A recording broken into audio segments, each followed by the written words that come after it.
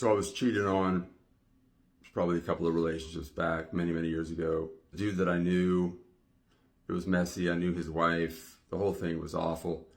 Anybody that's been cheated on knows, the shock and the denial and the surreal and the anger, the rage, and all the stuff, right? All the things hit.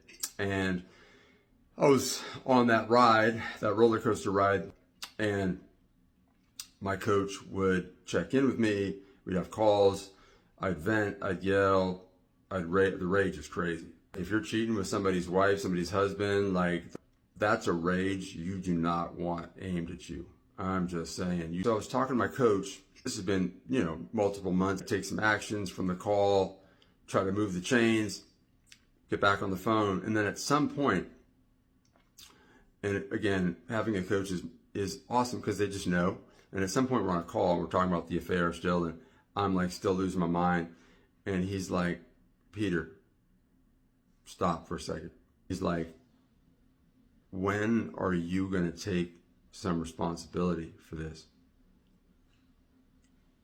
And I started crying. I started bawling. Because it hit like that was the access to healing, forgiveness, my own personal power, restoring my power, letting go of the victim play. And so my coach, standing for my greatness, was like, when are you going to take some responsibility? And then I really looked after I stopped crying. I really looked, and I could see how I was being a certain way in our relationship that wasn't making it affair proof. Now look, I'm not saying that I'm responsible or that was my fault. Of course not. The cheating thing is the cheating thing. That's on them. They got to deal with that. But how can I restore my power? How can I be able to forgive, etc., etc.? I had to say, you know what?